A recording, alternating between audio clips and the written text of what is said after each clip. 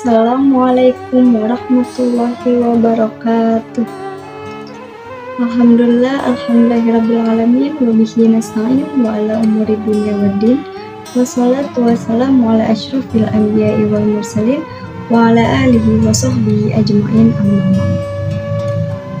Yang pertama-tama dan yang paling utama, marilah kita panjatkan puja puji syukur kehadirat Allah yang telah memberikan nikmat serta kasih sayangnya sehingga kita dapat berkumpul di tempat berbahagia. Salawat beriring salam, marilah kita junjungkan kepada Nabi besar kita Nabi Muhammad SAW yang telah membawa kita dari zaman jahiliyah hingga zaman Islamiyah saat ini.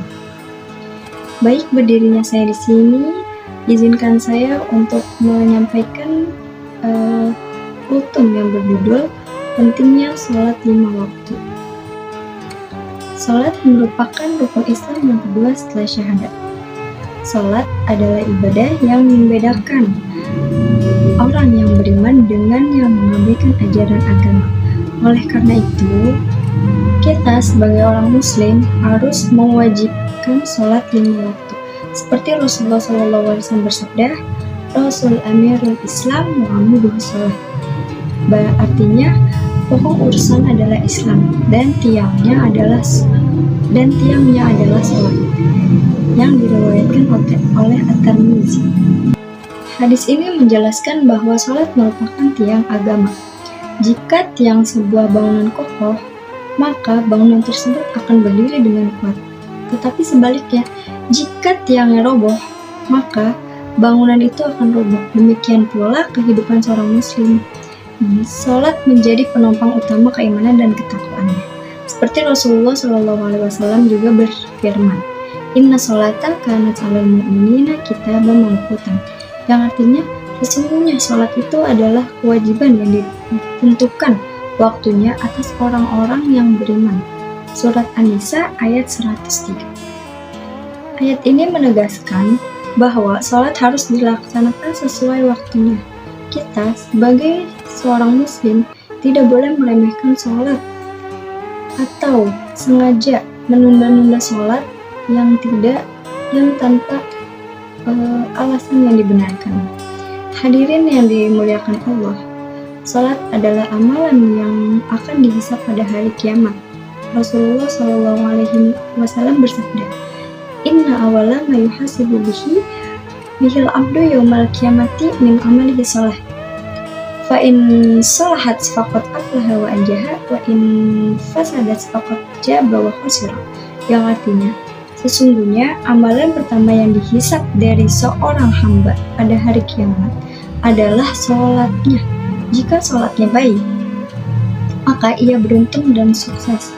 Jika sholatnya rusak, maka ia merugi dan celaka. Hadis ini diriwayatkan oleh At-Tirmidzi.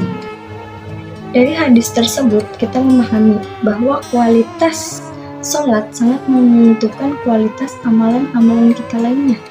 Oleh karena itu, menjaga sholat berarti menjaga keselamatan diri kita di akhirat kelak.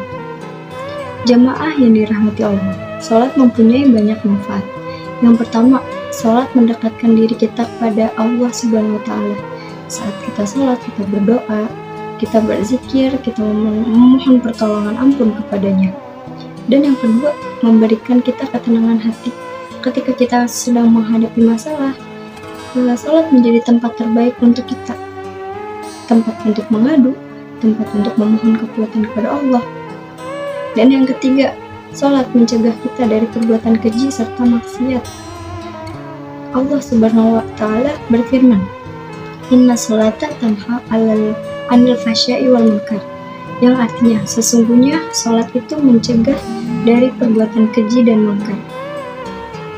Surat Al-Ankabut ayat 45. Dan yang keempat, sholat melatih kedisiplinan kita karena kita dilakukan pada waktu-waktu yang tertentu di setiap harinya. Hadirin yang berbahagia, jamaah sekalian, marilah kita senantiasa menjaga sholat 5 waktu, melaksanakan tepat waktu, berjamaah jika memungkinkan, dan berusaha khusyuk dalam mengerjakannya.